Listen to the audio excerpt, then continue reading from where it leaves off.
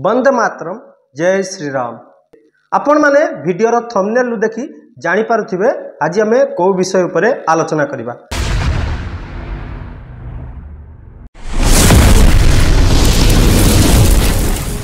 जब एक 6 साल की बच्ची को बंदरों ने दुष्कर्म का शिकार होने से बचा लिया। मामला बागपत के सिंघावली थाना क्षेत्र का है। प्रभु बजरंगबली कृपारू अनेक गुड़ाए मांकड़ आसी से राक्षस रूपी दुर्बृत्त हाथरू एक शिशु कन्या को उद्धार कले। इससे पहले कि युवक बच्ची को कोई नुकसान पहुंचाता, वहां बंदरों का एक झुंड आ गया और आते ही युवक की ओर आक्रामकता से बढ़ने लगा। बंदरों को देखकर आरोपी बच्ची को यह धमकी देता हुआ फरार हो गया कि यदि इस घटना का किसी से जिक्र किया तो वह उसे और उसके परिवार के लोगों को जान से मार देगा। बोलो बजरंगबली हनुमान महावीर भगवान की जय। एक घटनाटी घटी उत्तर प्रदेश राज्यर बागपतर सिंघावली थाना अधीन में गोटे 6 वर्षर शिशु कन्या नाबालक को मनीष रूपी राक्षस पिशाच ताकू बलात्कार करने नहीं जाउतिला। कथार अच्छी परा जहाँ को रखिबे अनंत कि करि पारे से बलवंत। सामान्य 6 वर्षर शिशु कन्या को मनीष रूपी राक्षस घोषारी ताकू नेउतिला।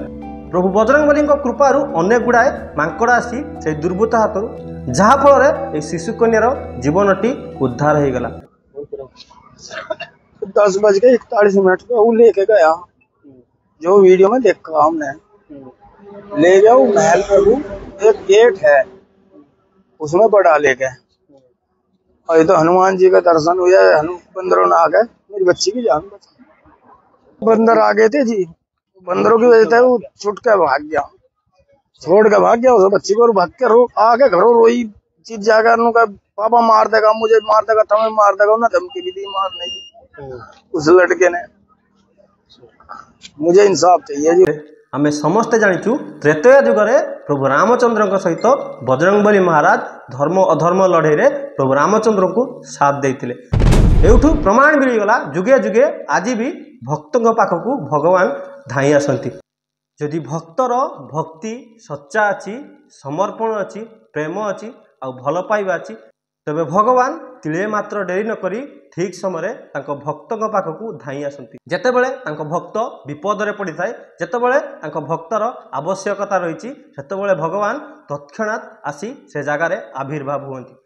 ए हेउची आम सनातन हिंदू धर्मर महानता। ए हेउची आम सनातन धर्मर मूल दर्शन। सदा सर्वदा से कली हो, द्वापर हो, त्रेतया हो, सत्य हो, सदा सर्वदा भक्तों सहित भगवान रही। सदा सर्वदा आम सनातन हिंदू धर्म में एभलिया महात्म्य, एभलिया महत्व कार्य सदा सर्वदा आम देखा पाई था। दिनक दिन आम समाज रे मनीष माने राक्षस रूप धारण करते से वह उसका हाथ पकड़कर सुनसान इलाके में ले जाकर घिनौने अपराध को अंजाम देने के प्रयास में था।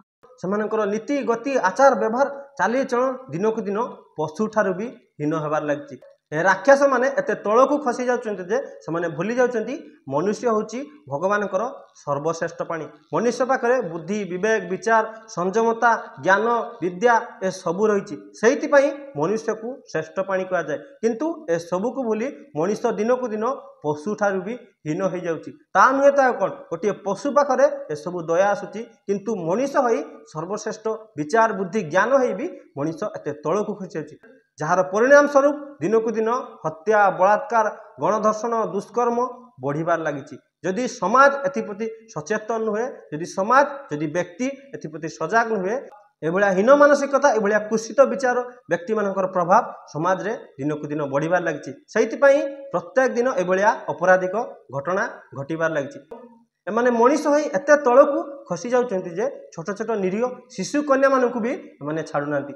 सदा सर्वदा गोटे कथा मन रखु, कर्मर फल निश्चित मिलिबो। आपण भल कले मिलिबो, आपण खराब कले भी आपण को भोगिया पाई पड़िबो। तबे एमिति किछि करंतु नाही जहा द्वारा समाज, आपण परिवार, आपण बंधु बांधव, आपण गाँ साई पड़िशा, आपण राज्य बदनाम होबो। आपण मुंड टेकी रास्ता रे चली परिबे नाही।